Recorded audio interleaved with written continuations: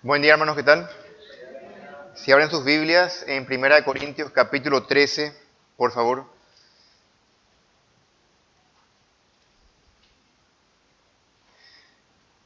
Vamos a estudiar los primeros 3 versículos.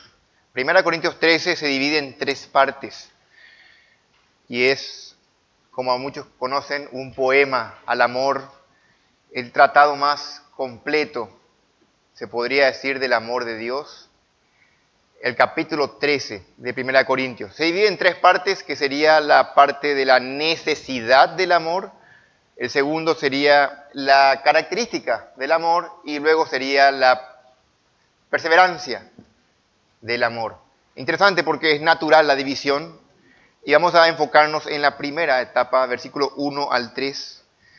Leemos: si yo hablase lenguas humanas y angélicas y no tengo amor, vengo a ser como metal que resuena o címbalo que retiñe.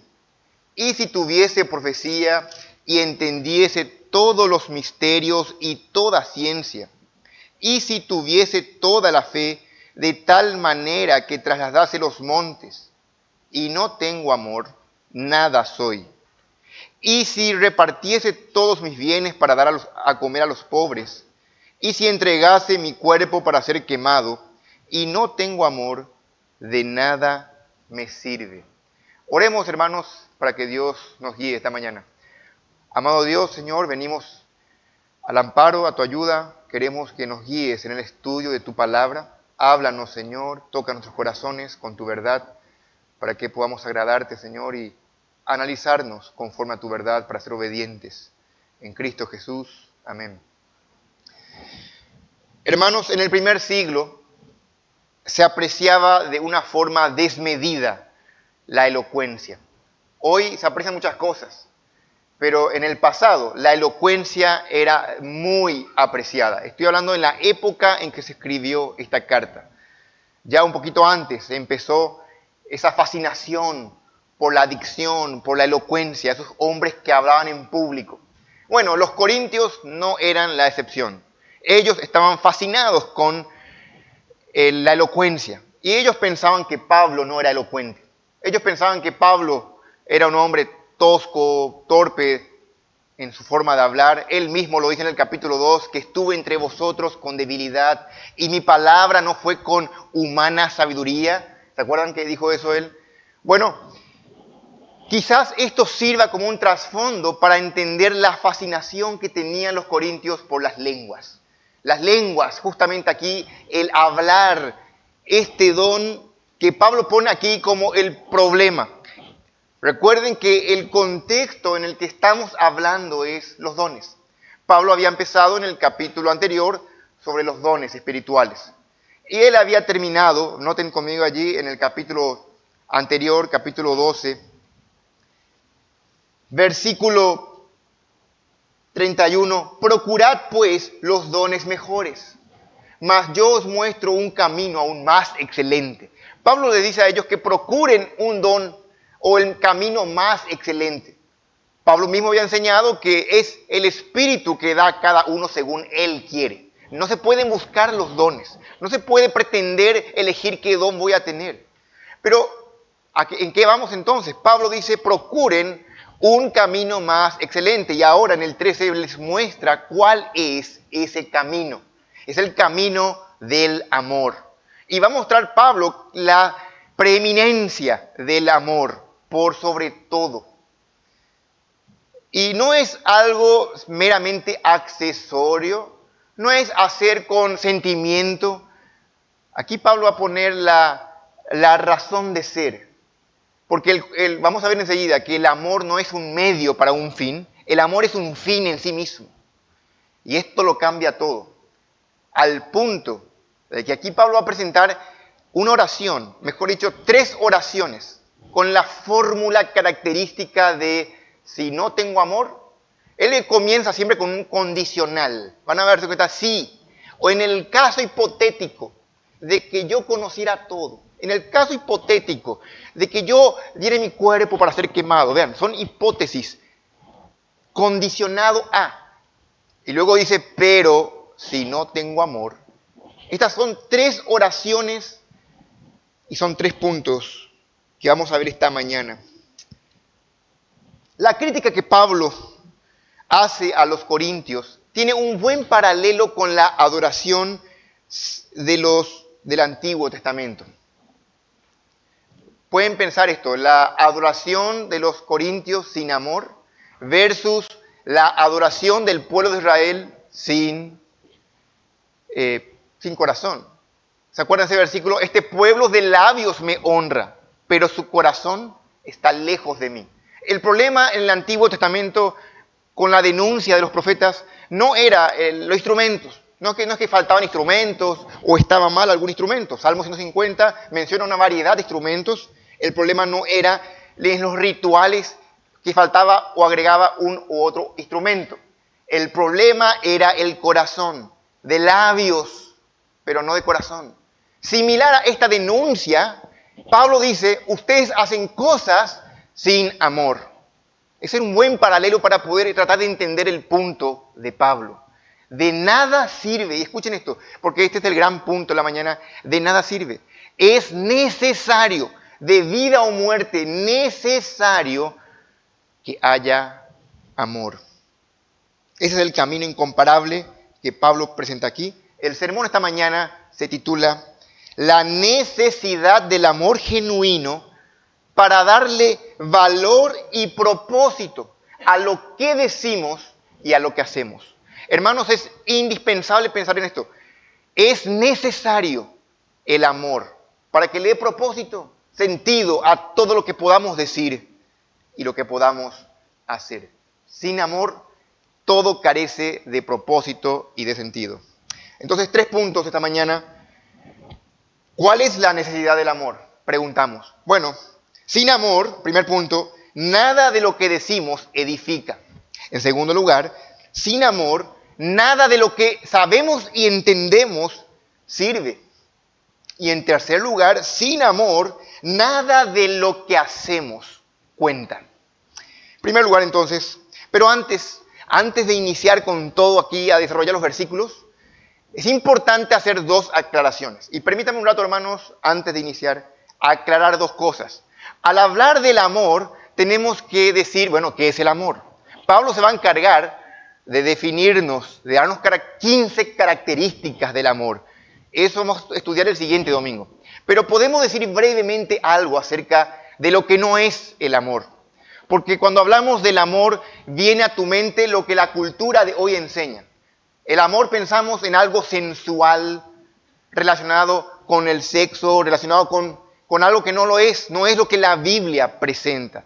La cultura ha distorsionado completamente. Le ha dado un significado tan trivial al término. Se usa de muchas formas que no van hoy al caso que queremos entender. Inclusive, muchos dicen, yo amo la música, yo amo el deporte. Denota un apego. El significado que la gente le da al amor es un apego fuerte por las cosas. Amo los animales. Está bien, no está mal. Pero eso no es del amor que estamos hablando aquí.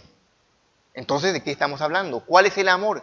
La palabra es notable que muchos eruditos han llegado a la conclusión de que Pablo y los escritores bíblicos del Nuevo Testamento eligieron cambiar la palabra para distinguir al amor secular del amor de Dios.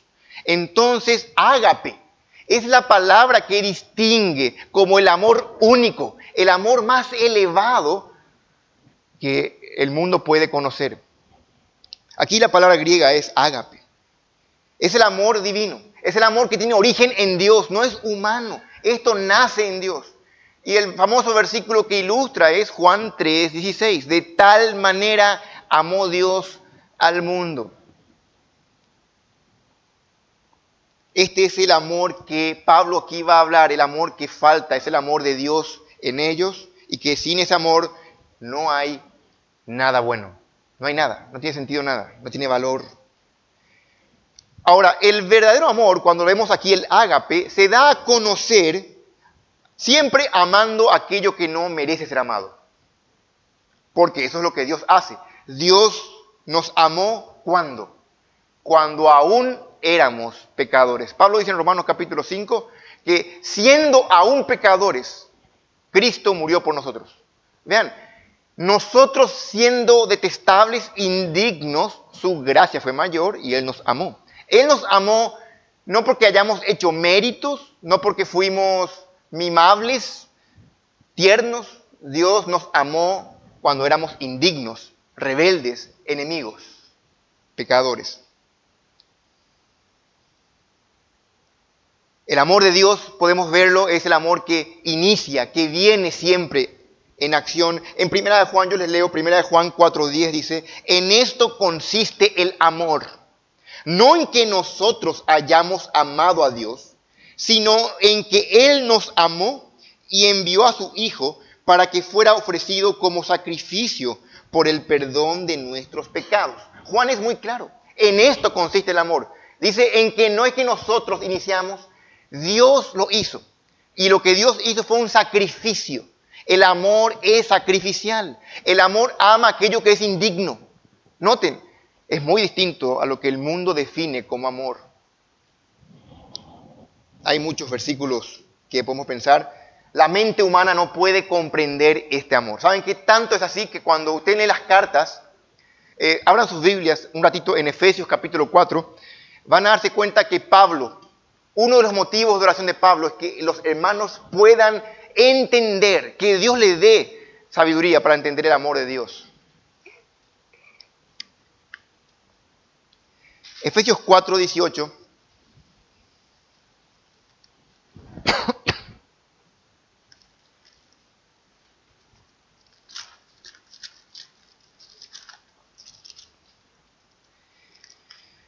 Dice así, Efesios 3:18, anoté mal la cita.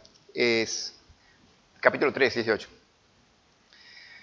No solamente noten conmigo ahí brevemente el versículo 14.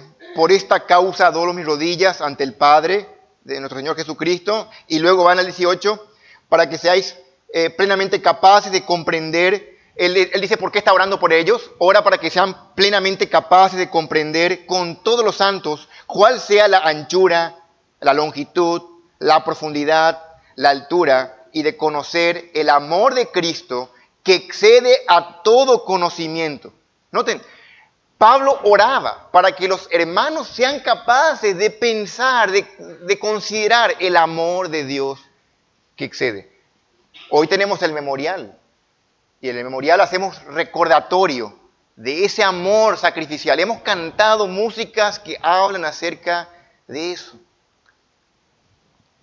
Pero la mente humana no... ¿Saben qué, hermanos? De este lado del cielo, aquí en la tierra, no vamos a llegar a comprender plenamente a sus profundidades lo que es este amor de Dios. Pero cada vez que pensamos en este amor, Pablo dice que este amor, el amor de Dios, ejerce una presión. Escuchen, más que una presión atmosférica, más que cualquier otra presión, es una presión, dice Pablo, que nos constriñe. Romanos 5:5. El amor de Dios nos constriñe.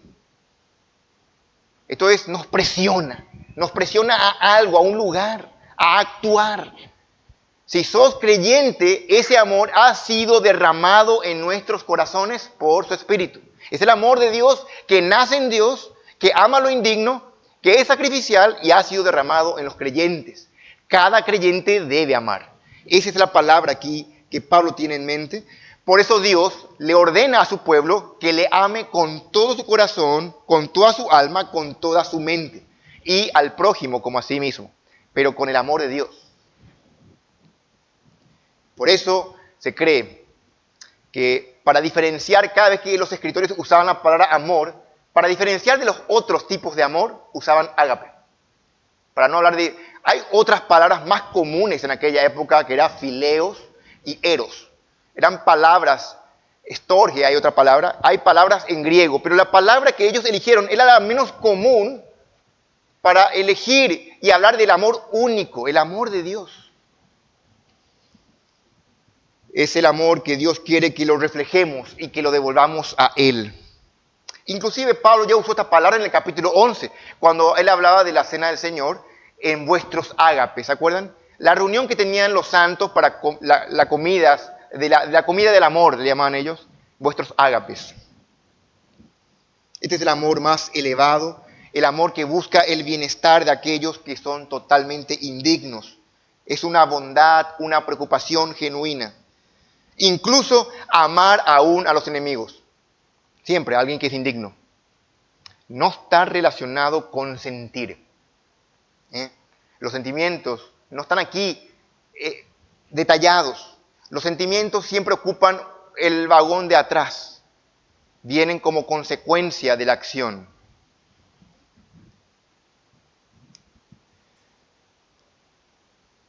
Así que cuando pensamos en el ágape, el amor de Dios, tenemos que elevar por encima de lo que sentís, de lo que pensás, de tus prejuicios, de tus preferencias. Ese es el amor de Dios.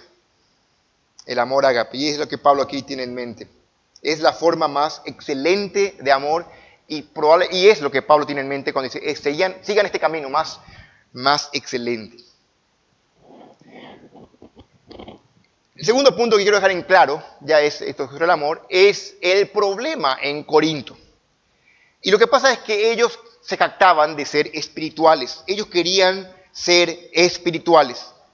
Pero su conducta no daba evidencia de lo que ellos decían. Ellos tenían divisiones, pleitos, se separaban, demostraban ser inmaduros. Como niños en Cristo, Pablo tiene que hablarles, ¿se acuerdan? Ellos se jactaban de ser sabios según el mundo. La sabiduría del mundo le tenía atrapados y Pablo tiene que hablar de la sabiduría de Dios, que la sabiduría del mundo es necedad. Y obviamente ellos estaban enganchados con la elocuencia, así que el don de lenguas era su don preferido, porque tenía que ver con esa elocuencia, ellos pensaban eso, con esa capacidad de ser diferente al resto, obviamente promoviendo un orgullo exacerbado, promoviendo quizás ahí un renombre, una reputación. Así que la espiritualidad de ellos era carente de vida espiritual, porque no había amor.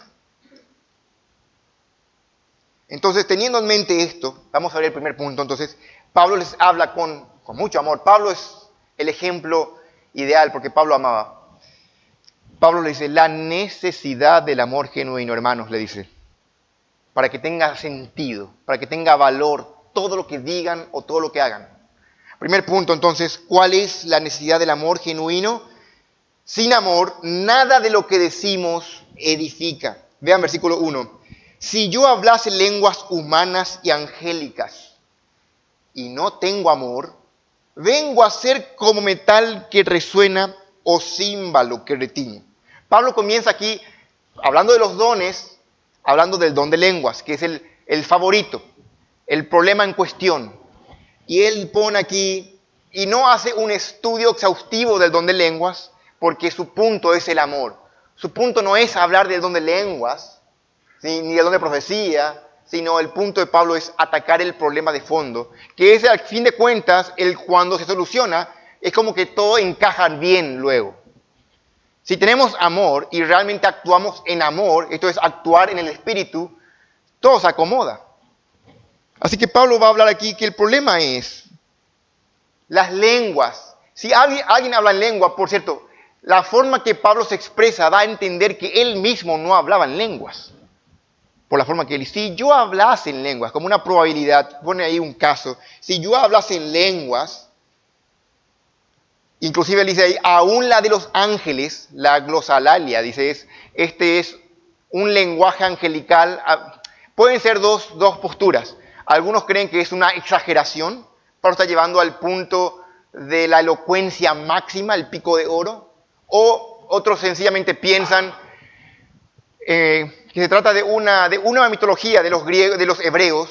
Ellos pensaban, por ejemplo, según algunos libros deuterocanónicos, que los ángeles tienen un lenguaje aparte y que muy pocos pueden llegar a conocer ese lenguaje. Ya sea que sea lo uno o lo otro, tiene que ver con el habla y tiene que ver con que uno haga esa cualidad tan hermosa, pero sin amor, carente de amor.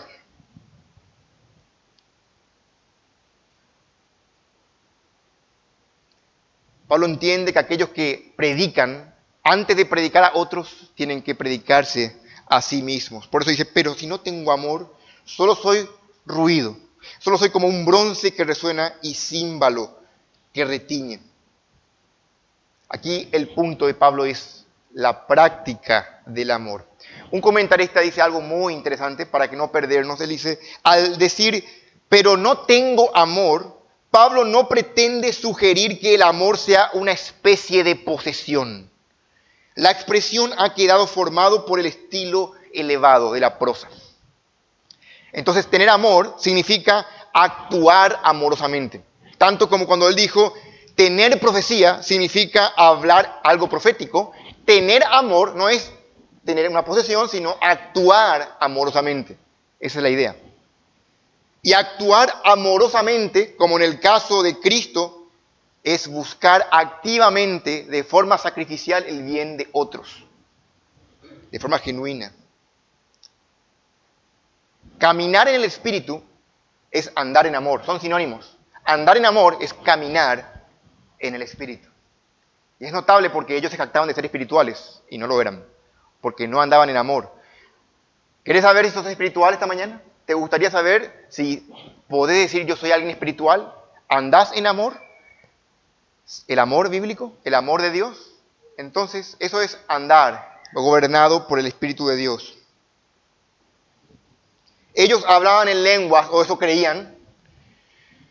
Aquí lenguas es otro idioma. El don de lenguas es un don que Dios permitió en la iglesia al inicio para poder justamente, vean, estaban en Hechos capítulo 2, era hablar y que otro entienda tu idioma. Es otro idioma, es sencillamente hablar el idioma de otro, tener la capacidad de comunicar el evangelio a otra persona que habla otro idioma. Es precisamente por este versículo donde dice angélicas, donde algunos quitan la idea extraña de un balbuceo tonto y sin sentido, una repetición ahí rara, que hoy en día está muy de moda. Que un sector dice que ustedes tienen que tratar de procurar hablar en lenguas, se refieren a este tipo de lenguas, no al inglés, no al ruso. Están hablando aquí de hablar lenguas de este balbuceo repetitivo con angélicas. Pero no es el punto de eso. Porque Pablo dice que si ustedes hablan en lenguas haciendo eso, es un ruido sin sentido. Es como el rechinar del bronce o el címbalo, instrumento. Vean, imaginen un platillo aquí, un platillo de la batería. Eso que se golpea, ¿verdad? Imagínense que alguien golpee. Va a un momento dado que te va a doler la cabeza, te va a molestar. Bueno, llega a ser insoportable cuando uno comienza a hablar sin amor, es el punto.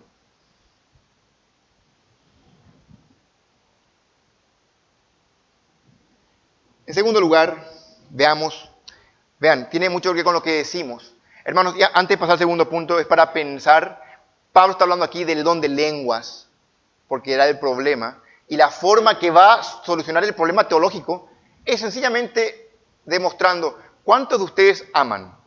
Porque los dones son para edificación. Y se edifica porque amamos. Así que si ponemos el don en un lado, en una balanza, y el amor en otro, el amor obviamente es muy preeminente. Es la razón de ser. En cambio, una iglesia puede prescindir de dones, pero no de amor. Una iglesia va a morir sin amor. Poniendo en un caso extremo, obviamente. Toda la elocuencia del mundo no sirve de nada si no hay amor. Segundo lugar, la necesidad del amor genuino para que tengamos valor y propósito a lo que hacemos, decimos. Pero ahora, sin amor, segundo punto, nada de lo que sabemos y entendemos sirve de algo. Nada de lo que entendemos y sabemos. Vean versículo 2. Y si tuviese profecía y entendiese todos los misterios y toda ciencia, y si tuviese toda la fe, de tal manera que trasladase los montes, y no tengo amor, nada soy. Esta es la segunda oración de Pablo. Aquí amplía la perspectiva para incluir más dones. El don de profecía, de ciencia. Noten, es notable aquí, ciencia y misterios. A diferencia del don de lenguas, que el don de lenguas solamente le edificaba al que hablaba, el don de profecía era para edificación del oyente. Es uno de los preferidos de Pablo, el don de profecía. Si se podría decir, en el capítulo 14 le va a destinar un buen espacio al don de profecía. ¿Por qué? Porque profecía es hablar la palabra de Dios. Y Pablo en varias partes exhorta a la predicación, a que se predique la palabra. Evidentemente es algo muy beneficioso para el pueblo de Dios la profecía, la palabra de Dios, la predicación. Pero, de vuelta a la fórmula, si no hay amor, no tiene valor alguno, no sirve de nada. Noten aquí que el énfasis está en profecía, es recibir revelación de Dios, misterios, ya hablo varias veces aquí, misterios, en la carta a los Corintios, van a recordar, y habla aquí de entender todo misterio, toda ciencia. Es muy interesante, porque la intelectualidad, el ser inteligentes, el captar rápido, normalmente es muy tentador, ¿verdad? Uno quiere ser parte del grupo de los inteligentes. Pero ¿de qué sirve, dice Pablo, de que seas tan inteligente, de que entiendas todo, aún los misterios más ocultos de Dios, si no tenés amor? Pablo va a usar una exageración aquí, una hipérbole, algo imposible, en el caso hipotético de que yo lo llegase a conocer todo, porque él usa para todo misterio, vean, toda ciencia, eso es el conocimiento de Dios, es una omnisciencia. Hipotéticamente hablando, nadie conoce todo, pero si es que, dice, yo llegase a conocer todo, dice Pablo, vean, si llegase a conocer todo misterio, toda ciencia, y no tengo amor, si tengo el conocimiento que Dios tiene, pero si no tengo amor, nada soy.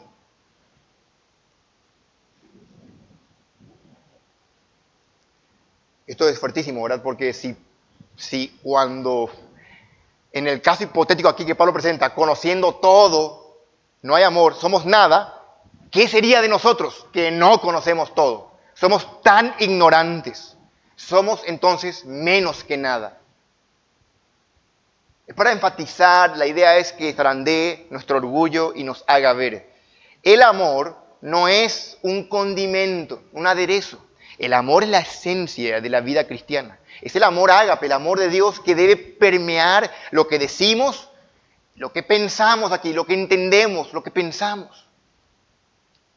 En el Antiguo Testamento provee ejemplos innumerables de profetas.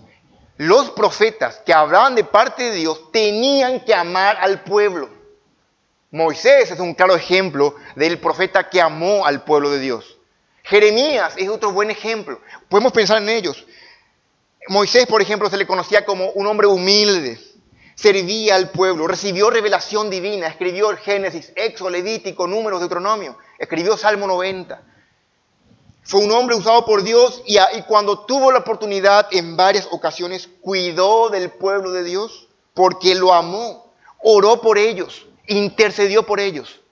Moisés, siendo un profeta de Dios, amó al pueblo. No obstante, un falso profeta no amaba al pueblo de Dios ni a Dios. ¿Se acuerdan alguno? Balaam. Ustedes leen algo de Balaam. Balaam dice en Judas, por ganancia deshonesta, hizo lo que hizo. ¿Qué hizo él?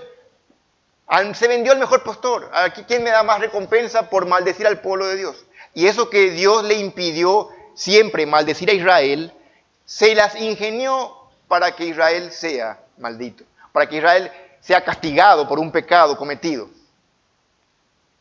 Esto es un falso profeta. ¿Por qué falso? Vean, evidentemente, Balaam recibió de parte de Dios, claro que sí, Balaam hablaba de parte de Dios, vemos allí en Números, pero no tenía amor.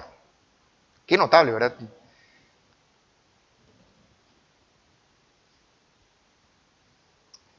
¿Qué sabemos de Pablo?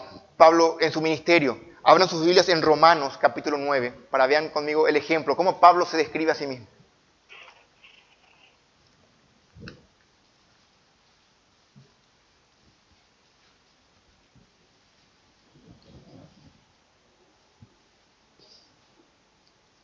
Jeremías y Pablo, Moisés, ejemplos de hombres que amaron.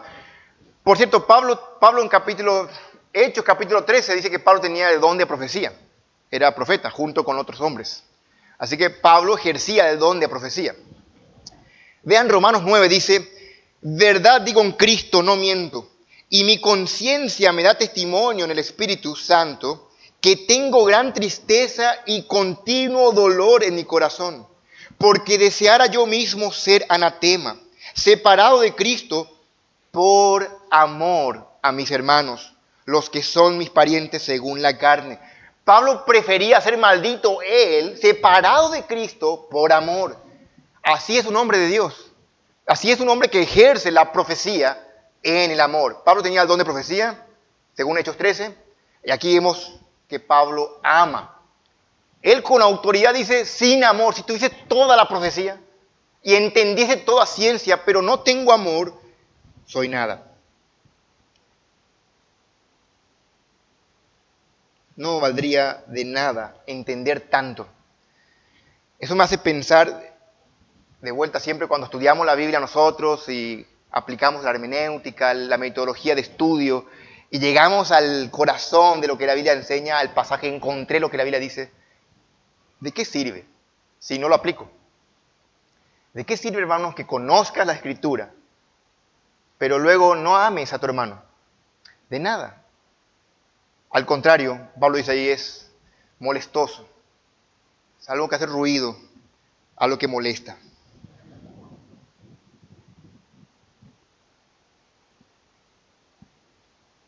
Esta clase de conocimiento produce arrogancia, orgullo, nos vuelve miserables, vacíos, petulantes. Que Dios nos libre de esto. Dice John MacArthur, el mero conocimiento, aún las verdades más profundas de Dios, nos envanece. El amor es el ingrediente absolutamente esencial para la edificación. Pablo no menospreciaba el conocimiento, mucho menos el conocimiento de la palabra de Dios. A los filipenses, Pablo escribió, pido en oración que vuestro amor abunde aún más y más en ciencia y en todo conocimiento. No podemos ser edificados ni obedecer lo que no conocemos, pero podemos conocer y no obstante, dice MacArthur, no obedecerlo ni ser fortalecidos. Solo el amor nos hace abundar en ciencia y en todo conocimiento. Podemos conocer y no ser edificados. El amor es el edificador divino. Fin de la cita. Me gustó mucho eso. Te hace pensar, qué peligroso, ¿verdad? Uno no puede, evidentemente,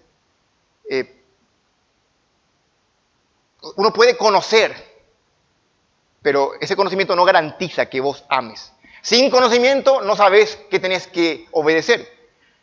Pero conociendo, el mero conocimiento no te garantiza, no te da garantía de que ya está bien. Ese conocimiento hay que aplicarlo, hay que obedecerlo. Pero Pablo dice también allí, habla de misterios, de profecía, de todo misterio, toda ciencia, y luego termina diciendo, y si tuviese toda la fe al grado de mover montañas, pero no tengo amor, nada soy. La fe es de Dios de vuelta, es un don de Dios. Si Pablo no menospreciaba el conocimiento, mucho menos la fe. Pero no está hablando Pablo aquí de la fe que salva, porque Pablo está hablando a creyentes que ya habían obtenido la fe como regalo de Dios. Aquí Pablo está hablando más bien de esa confianza que el creyente deposita en Dios. La esperanza que tiene puesta en Él. Por eso dice aquí, toda la fe, no parte de la fe. Recuerden que los discípulos tenían poca fe. Se puede tener poca fe, mucha fe. Pablo aquí de vuelta siendo exagerado, dice toda la fe. De tal manera que traslade los montes. Ese era un proverbio en aquella época. Evidentemente se refería justamente a una admiración por alguien que confiaba, pero firmemente, con convicción profunda en Dios. Nosotros, el pueblo de Dios, admira a hombres y mujeres que tienen este tipo de fe. ¿Sí o no? Admiramos y son loables. Pero de nada sirve nuevamente aquí la fórmula. Tener tanta fe, tanta confianza en Dios. Esto significa, puedes tener el don de fe, puedes orar muchísimo, podés hacer muchas cosas. Confiar plenamente en Dios. Pero si no tenés el amor, eso significa que es posible orar por alguien y no amar. Es posible confiar mucho en Dios y no amar. Qué peligroso. De nada sirve. Nada soy.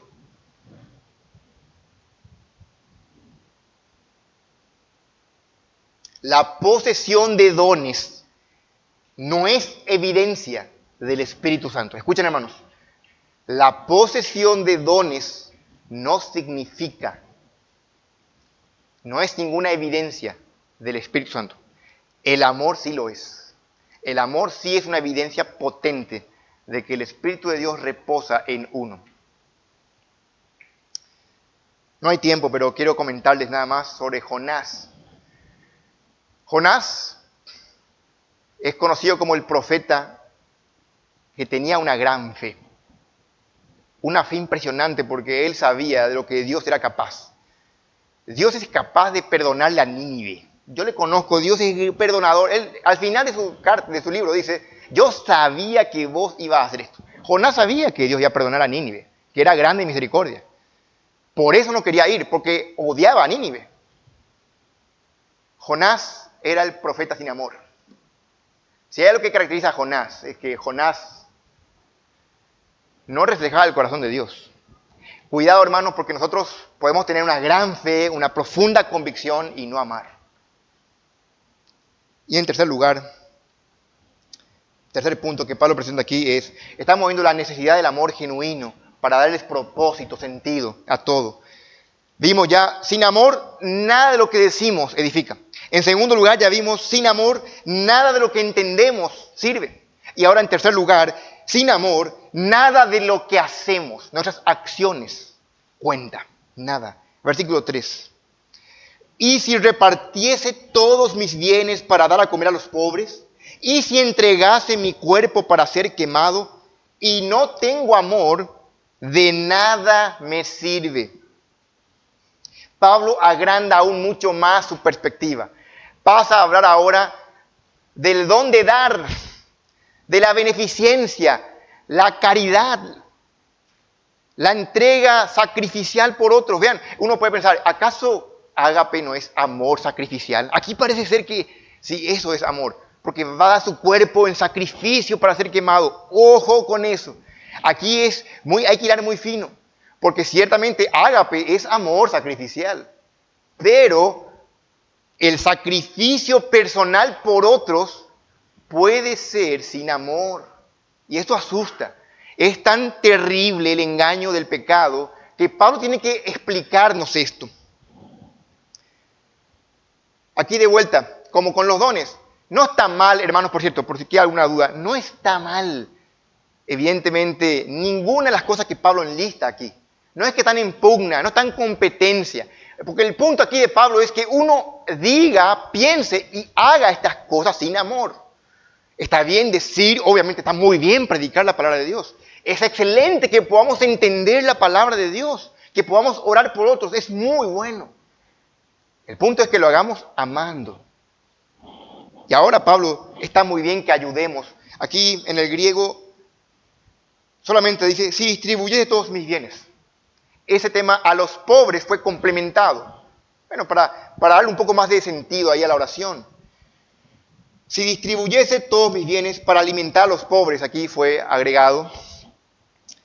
Está muy bien eso, pero puede ser hecho esta filantropía, esta acción de beneficencia, se puede hacer aún sin amar.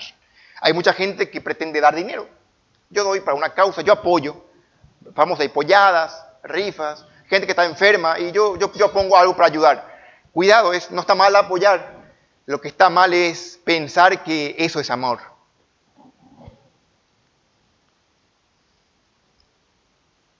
Aquí Pablo está hablando no de una entrega. ¿Se acuerdan del joven rico? Jesús le dice, ve, véndelo todo, dalo a los pobres y sígueme.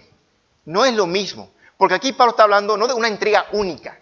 Aquí Pablo está hablando de una entrega que se hace tipo cuotas todos los días hasta el que se acabe.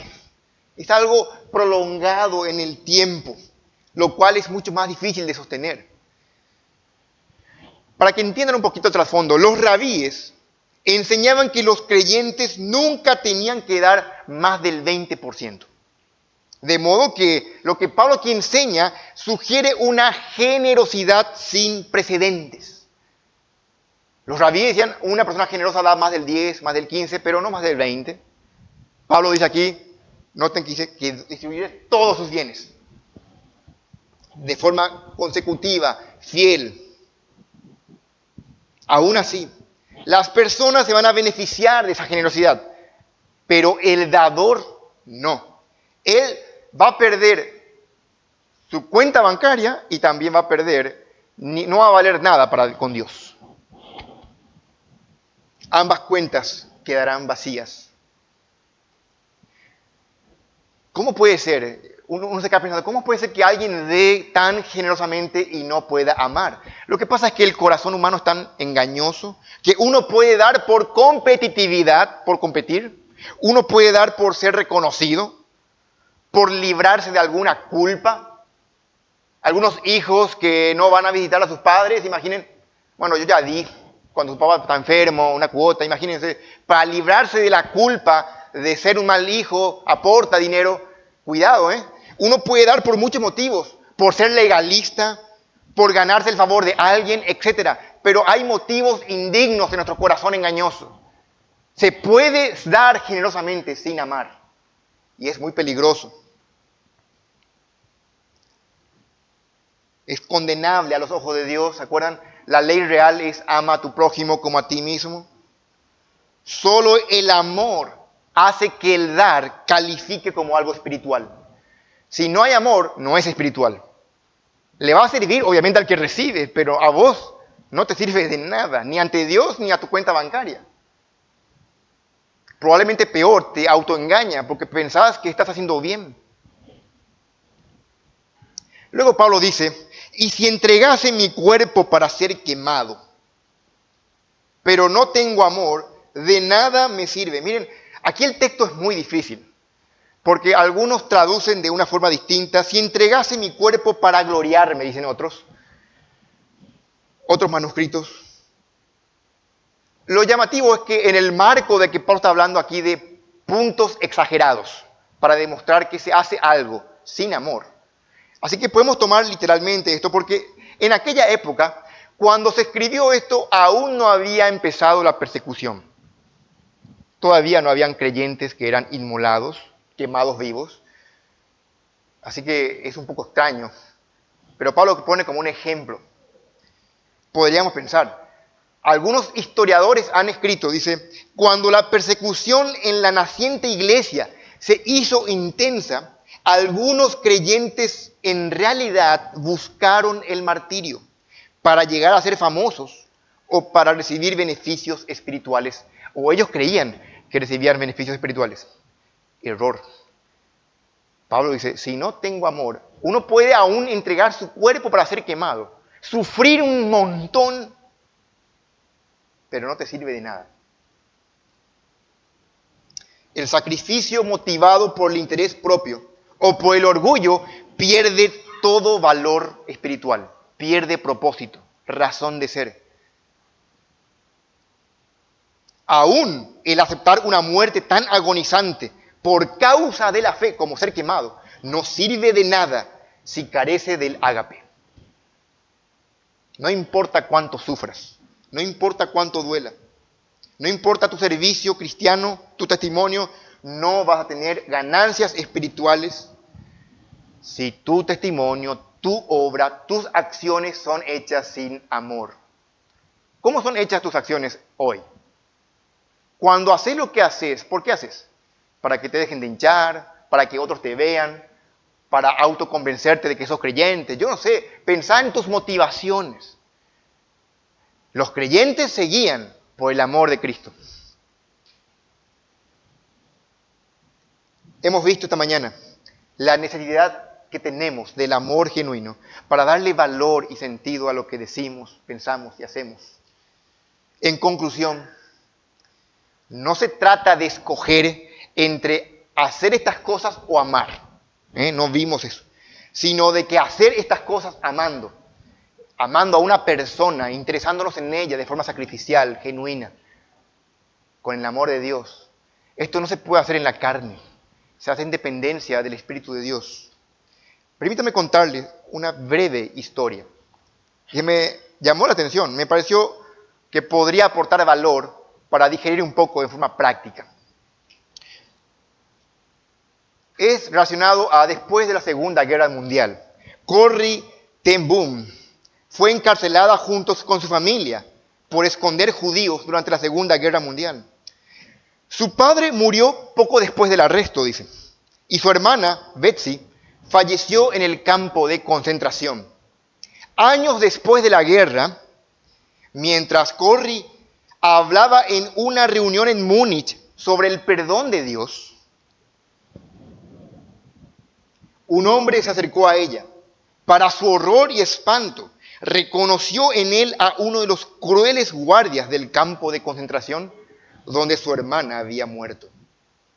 El hombre, ahora creyente, le extendió la mano y le dijo: sé que Dios me ha perdonado, pero quiero escucharlo de sus labios. ¿Me perdona?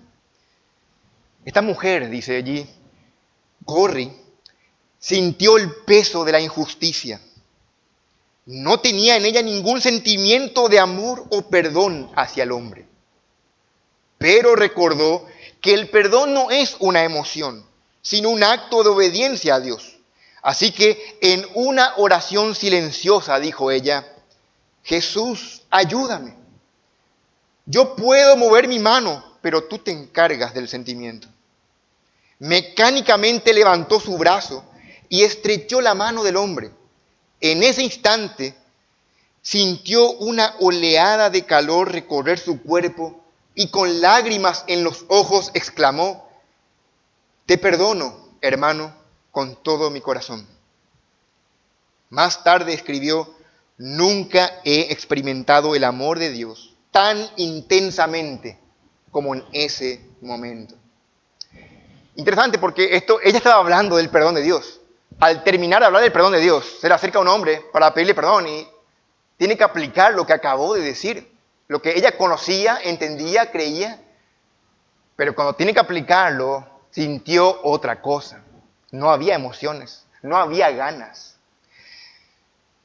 El comentarista que puso esto dice: asumimos erróneamente que tenemos que sentir algo antes de que podamos hacerlo. Llegamos a la conclusión de que las acciones de amor deben ir precedidas por sentimientos. Error, no funciona así. Así que el amor cristiano es una decisión. Tenemos que elegir amar. Y recuerden, el amor de Dios ama lo indigno. No solamente lo bonito, ama lo indigno.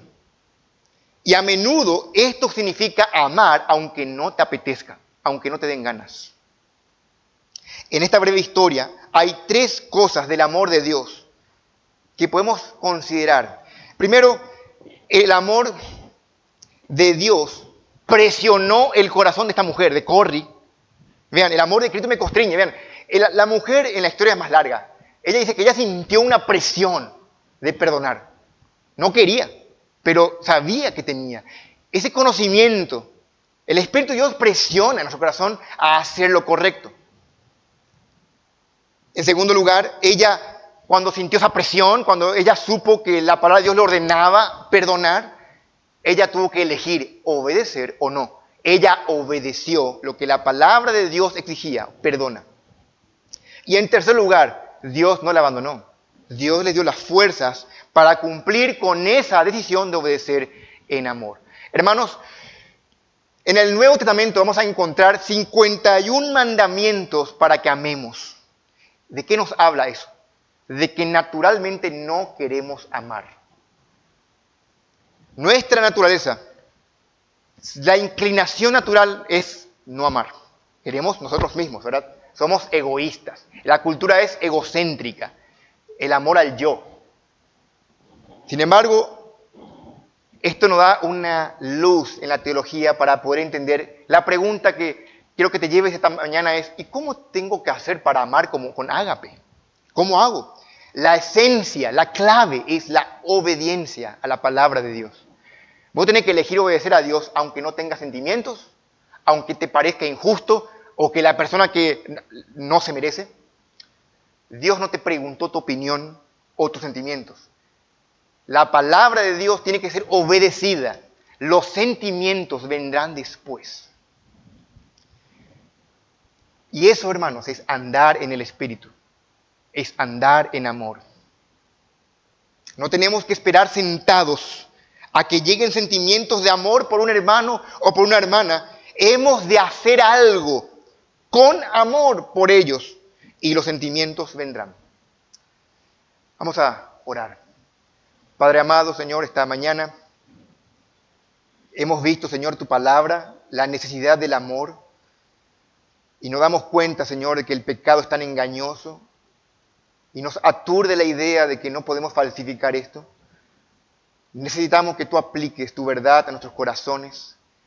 Tu palabra dice que tu amor ha sido derramado en nuestros corazones, Señor, y tenemos la ayuda del Espíritu Santo para guiarnos a obedecer tu palabra. Quebrántanos con ella para aplicarla, Señor, y darte gloria. Queremos crecer en nuestro amor por nuestros hermanos. Y ese es el punto, Señor, para poder luego edificarnos. La edificación siempre es en amor. Porque tú eres un Dios de amor, Padre. Te lo pedimos en el nombre glorioso de Cristo Jesús. Amén.